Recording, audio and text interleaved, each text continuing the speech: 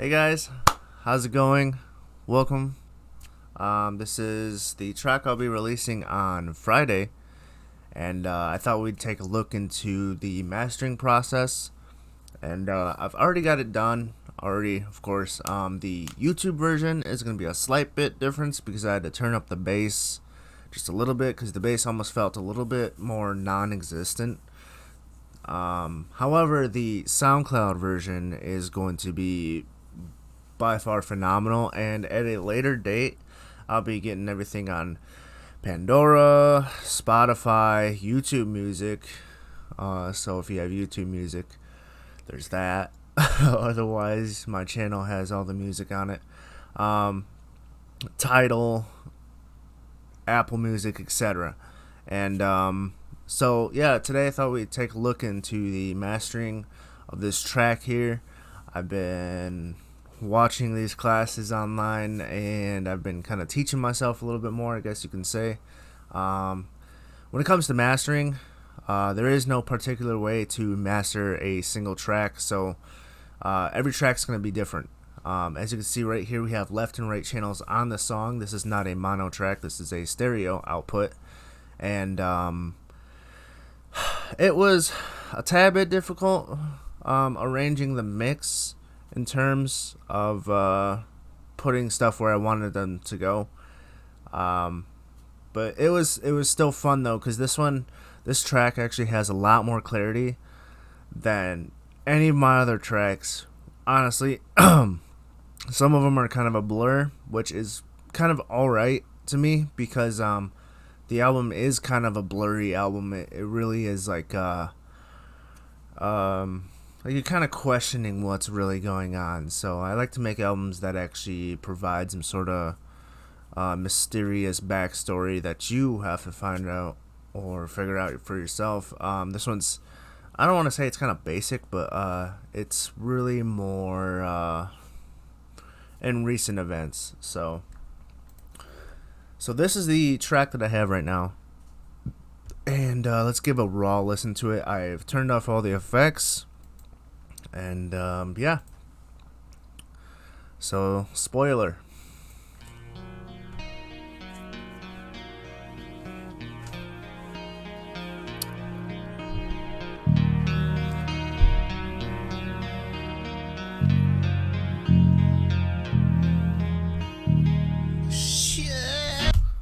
Alright, so before we get into the lyrics, as you can see, what I did there was, God, I wish I had more space. On the left side, we have the guitar panning in with the signature roll, but this is a step down to the higher part of it. So it's instead of it being D sharp, it's going starting from A sharp to G sharp to D sharp to B, which is standard right there. So and then on the right side, you're going to have the bass coming in, and it's panning itself more towards the middle each time. The bass is always going to be part of that foreground. You know, it's going to be your little foundation of any track, I feel. And everything in here is done with real guitar, real bass, obviously a real bass, and real drum set. I don't like the processed drum sound at all. So yeah, they all both kind of close in and pan in on the track, because this track, it's a little trancey, but not too big of a trance. So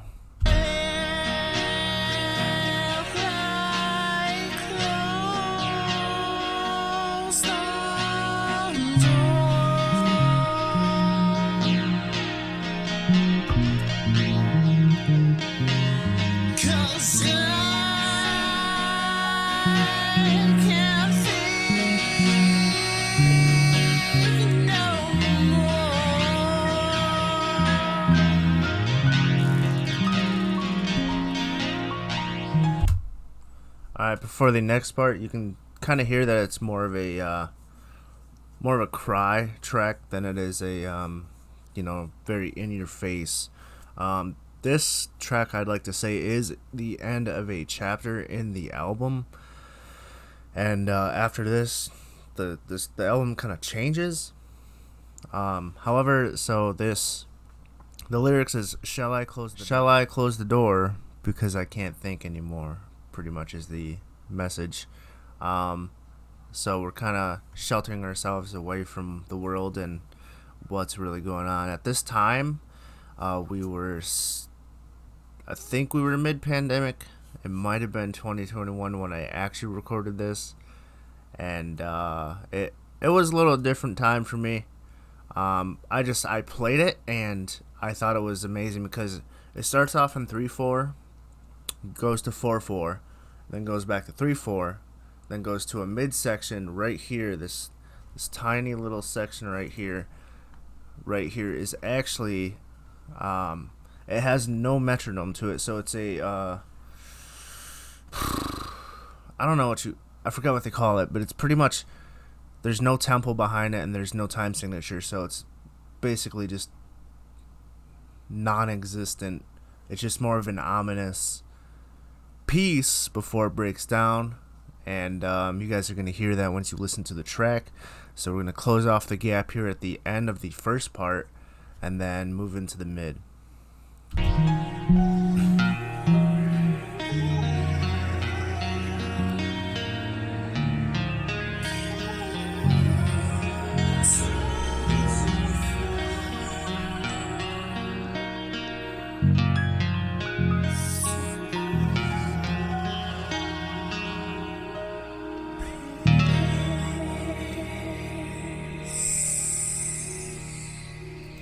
Alright, and that pretty much begins the midsection right here, all the way up at 1 minute and 16 seconds.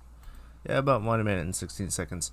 This section right here is where should I go to find peace? And it's pretty, self-explanatory at this point right here in the beginning. The guitars are more melodic. It's actually just one piece, and then I played it all as one piece, one take. I think it was actually the first take. I don't know. I'll have to run it back and when I release the demos and go from there. It was actually supposed to end here when the vocals kind of hush away at the end here.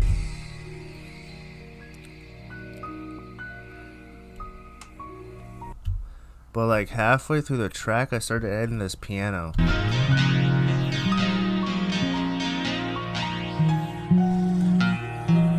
And I was like, that'd be really cool to like add more into it. So it began like the first part was just literally that chunk, this chunk right here, and it pretty much just sat that way for quite a long time before I did anything else to it. So let's get on to the middle track here.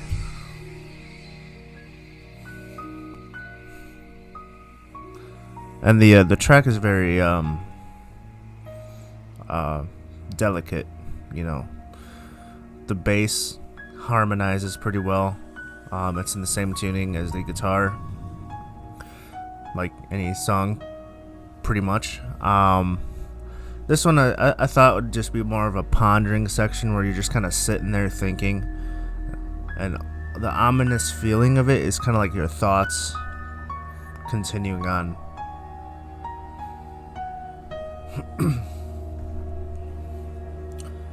This is one of the more beautiful sections, I feel like.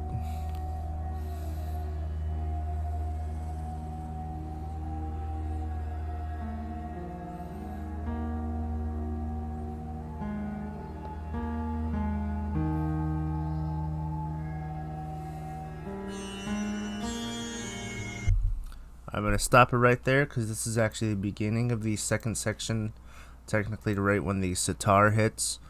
You can hear a little distant moaning or crying in the background, kind of.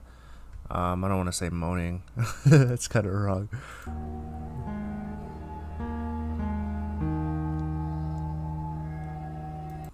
It's kind of like that crying feeling of desperation.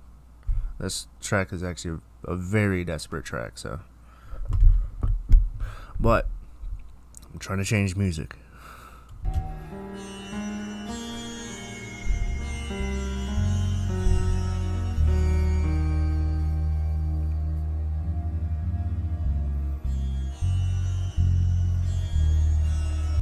So the bass comes in again. I was thinking of put one in that mid section there, but then I was like, the ominous kind of sounds good the way it is. I don't want to mess it up. I did play some, but then I just chopped it, started it back up, and it kind of really leads you back in because there's a synth that pops in once again, and the bass kind of harmonizes with the synth to the point where it sounds like it's the bass guitar. It's really the synth. So the bass guitar leads in, and then it rises up as a synth. And I feel like that was a really great transition. And I'm going to run it back here and play it through.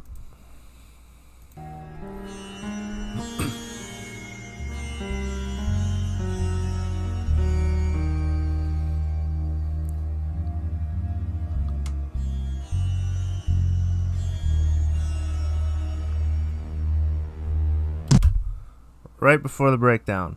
I love doing breakdowns. You can hear that synth kind of rise because it's going to ride out kind of throughout the end. But to me, it really picked up the track in a subtle way. And I mean, they'll never air this stuff on the radio. The lyrics are kind of short in this one, actually. They're 3-4 lines. But it's the repetition of this story that comes back to you kind of like in your head. So I'm gonna run it back one more time to the bass, and then I'm gonna just let it play through.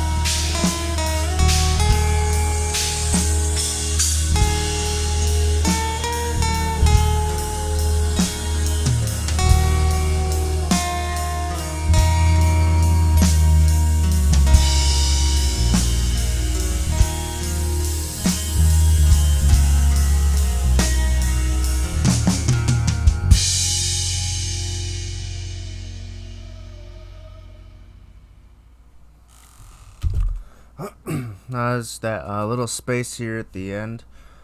I'm doing seamless transitions, so I will actually drop a track like right here, and it'll come in at the end, and the album will keep playing. None of this would have been possible if I didn't have a drummer.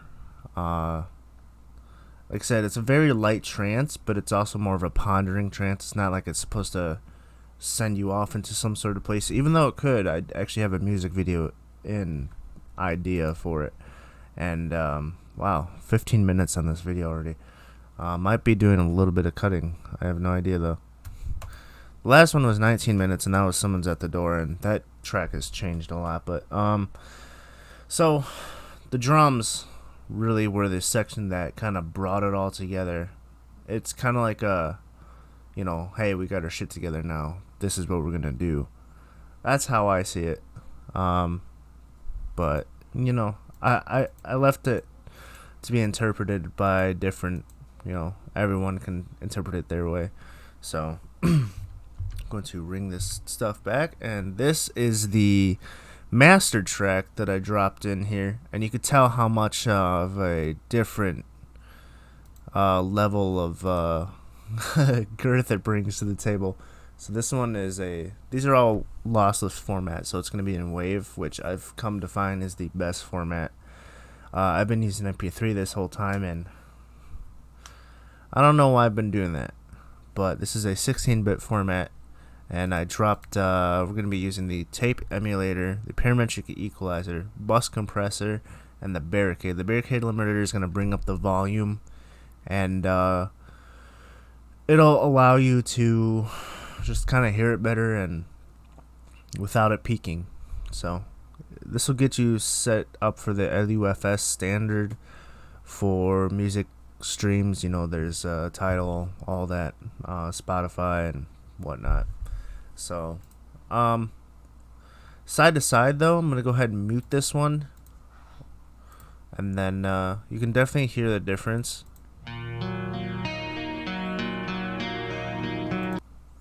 Oh, it's definitely louder.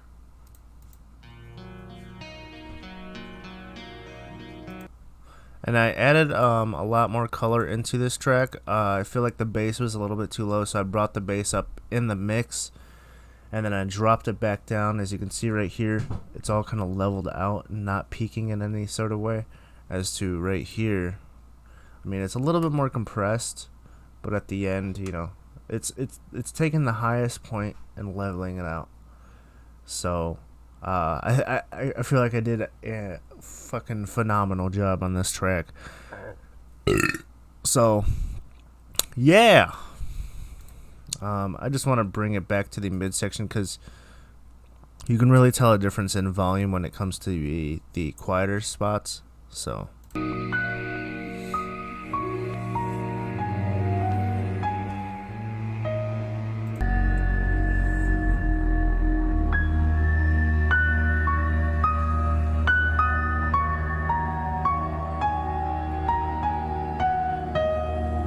So you got the piano up front and in your face.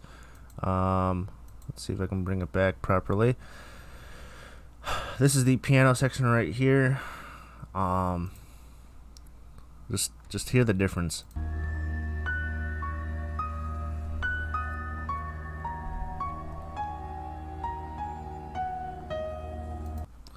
Yeah, it is a little bit quieter and a little bit more, softer.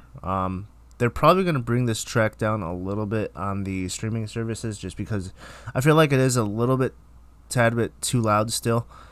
But it shouldn't be too much.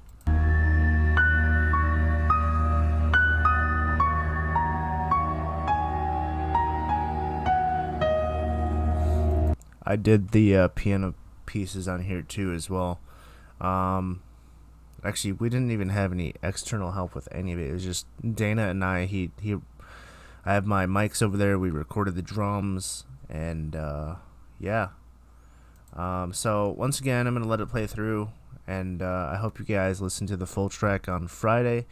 Preferably the SoundCloud version. The YouTube version is not up to date, but it's going to be awesome. So I hope you guys enjoy it.